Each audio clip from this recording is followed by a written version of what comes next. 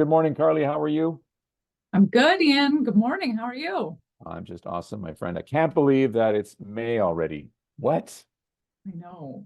I know. April showers bring May flowers. So lots of flowers, right? Lots of flowers. It was so nice yesterday. I was out showing one of our properties, that one on South Wellington. Oh, the sun exposure and the sun out, and which Well, should be good news for buyers, right?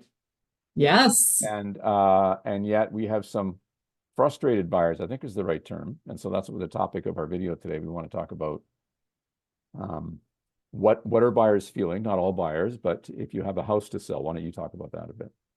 Yeah, we have a lot of people that, and a lot of people are in this boat where they want to move, but they want to find something before they sell their current home, right? Hmm. And so you go out and you show them the perfect home, and then there's this hesitation, right? Now what? So yeah, we've been talking about it in the office too, about what are solutions to this. And so that's Well, what and, we and you want asked me, I mean, I've been, doing this for a few years and people have always had homes to sell. And why is it more of a big deal now? And I think, well, nanaimo's getting older. There are certainly more people with bigger homes to sell than there were before. I think that's true. Interest rates are higher than they've been in, recent memory. So that causes concern as well. And I think the other thing is we don't build new townhomes on one level, right? We don't build to. They all have stairs, patio right? homes. Yeah, everything we build because of land, lack of land, is one, two, three levels and stairs, basement, kitchen, bedrooms, and that's just not what people, downsizing are looking for. So hence, I think that maybe makes the problem bigger today than it has been. And we talked to our friend Adam Harlick at Flawless Financing. He comes to our downsizing seminars about, the difference between an open mortgage and a closed mortgage.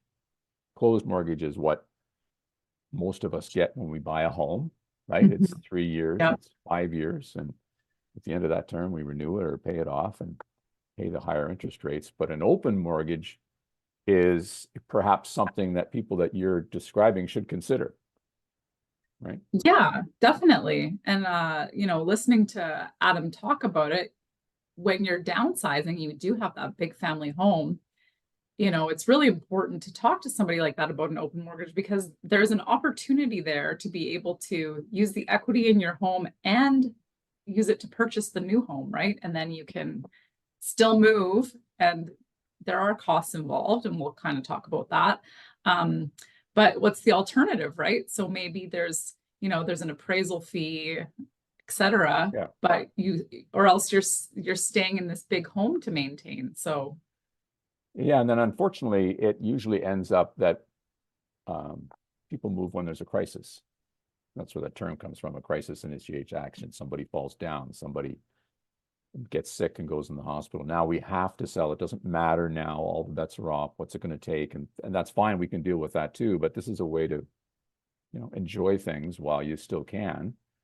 As far as an open mortgage is what we're talking about is one that you can use and pay off. I'm going to borrow this money, get equity on both if we use an example, an $800,000 house and a $500,000 patio home together at 1.3 million. And an open mortgage means that, both homes are going to get appraised. And then it's all based on the value of the homes and not your income.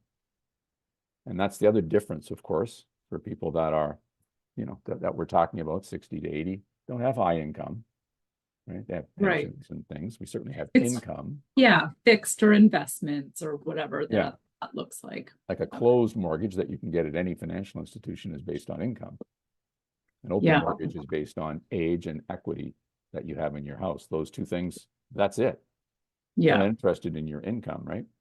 Yeah, and I think another important point to kind of bring up is people we talked about the hesitation over the cost, and Hmm. then you brought up, you know, if you're going on a 3-week vacation, you'd happily spend to Europe, and you're going to have Yeah, this great experience. You'd happily spend, 15 to sure. $17,000, right?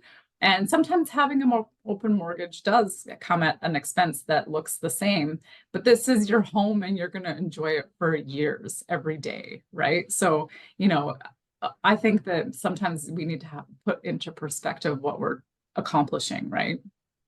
Yeah, it's interesting how money means different things. When you think of a holiday, I've saved for it for 4 years. It's going to be great. I'm going to do all these things. Yeah, it's expensive. $500 a night, hotel rooms. Everything's expensive when we travel. We know that, right? But